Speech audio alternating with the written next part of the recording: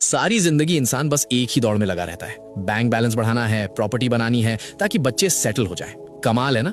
हम उस दौलत के लिए मेहनत करते हैं जो हमारे मरने के बाद हमारे ही बच्चों के दरमियान झगड़े और फसाद की वजह बन जाती है।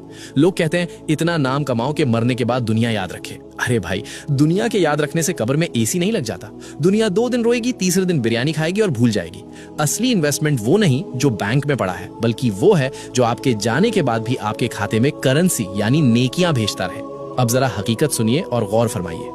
इस्लाम में इसे कहते हैं सदकाए जारिया, यानी वो नेकी जिसका सवाब इंसान के इंतकाल के बाद भी रुकता नहीं बल्कि कयामत तक जारी रहता है। सही मुस्लिम की हदीस 1631 गवाह है कि मरने के बाद इंसान के अमाल का सिलसिला खत्म हो जाता है सिवाय 3 चीजों के, जिनमें से एक है वो नेकी जिसका नफा यानी बेनिफिट लोगों को पहुंचता रहे।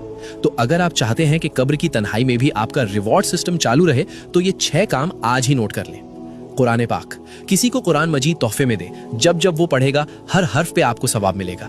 व्हील चेयर, किसी अस्पताल में मरीजों के लिए व्हील चेयर डोनेट कर दें। जब तक कोई लाचार या बीमार उसे इस्तेमाल करेगा आपका खाता चलता रहेगा। मस्जिद की तामीर में हिस्सा लें, ईंट रख दें या पंखा लगवा दें। ये अल्लाह का घर है, यहाँ इन्वेस्टमेंट कभी डूबती नहीं।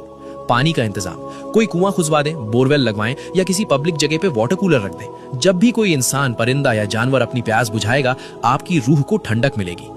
दरख्त, एक पौधा लगा दें। जब भी कोई उसके साए में बैठेगा या उसका फल खाएगा वो आपके लिए सदका बन जाएगा। और छठा रास्ता जो इन सब में सबसे आसान है वो है इल्म फैलाना, जैसे कि अभी आप ये पैगाम सुन रहे हैं। याद रखिए, कब्र का अंधेरा बहुत खौफनाक है। वहां कोई दोस्त, कोई रिश्तेदार, कोई बैंक बैलेंस काम नहीं आएगा। वहां सिर्फ यही छोटी छोटी नेकियां चिराग बनकर जलेंगी। मौत का कोई कैलेंडर नहीं होता, बुलावा कभी भी आ सकता है, इसलिए इंतजार मत कीजिए। ये छठा काम अभी करें। इस पैगाम को अपने मुस्लिम भाई बहनों तक पहुंचाएं। अगर आपकी वजह से किसी एक ने भी इनमें से कोई एक नेकी कर ली तो सोचिए आपकी आखिरत का कितना बड़ा सामान तैयार हो जाएगा। आज आपने अपनी आखिरत के लिए क्या भेजा? कमेंट में अल्हम्दुलिल्लाह लिखें और शेयर जरूर करें।